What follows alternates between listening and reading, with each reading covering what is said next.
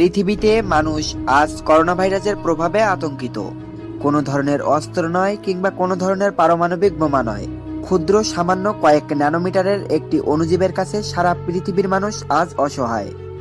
সারা পৃথিবীতে প্রতিনিয়ত এই করোনা ভাইরাসের প্রভাবে আক্রান্ত কেউ না কেউ মৃত্যুবরণ করেছেন এবং শুধুমাত্র 20 মার্চ শুধু ইতালিতেই একদিনে 627 জনের প্রাণহানি ঘটেছে।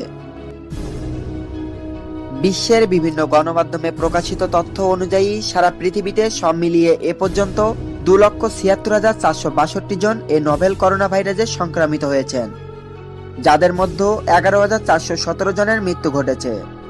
আমরা কেউই বলতে পারি না এই পরিস্থিতি আরও কতদিন অব্যাহত থাকবে।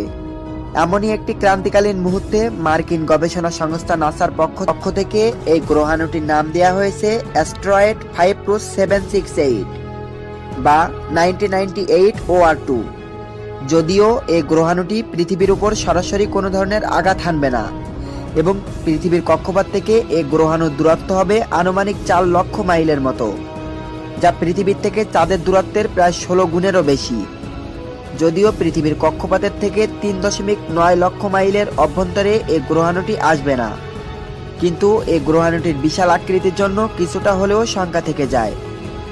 আনুমানিক 1.1 থেকে 2.5 মাইল ব্যাস বিশিষ্ট এই গ্রহাণুটি ঘন্টায় 20,000 মাইল বেগে পৃথিবীর কক্ষপথের কাছ দিয়ে প্রবাহিত হয়ে যাবে, যার প্রভাবে পৃথিবীর চৌম্বক ক্ষেত্রে একটি পরিবর্তন আসতে পারে বলে কোনো বিজ্ঞানীরা মনে করেছেন। একই সঙ্গে এই গ্রহাণুর প্রভাবে পৃথিবীর অনেক জায়গায় সাময়িক সময়ের জন্য সূর্যের আলো থেকে বঞ্চিত হতে পারে এবং একই সঙ্গে সৃষ্ট অ্যাসিড বৃষ্টির প্রভাবে পৃথিবীর এই সকল অঞ্চলে চাষাবাদের ক্ষেত্রেও একটি বিশাল বিপর্যয় নেমে আসতে পারে বলে অনেক বিজ্ঞানী মনে করেছেন। যদিও নাসার পক্ষ থেকে এখনো পর্যন্ত সরাসরি এ বিষয়ে নিশ্চিত করে কোনো কিছু বলা হয়নি।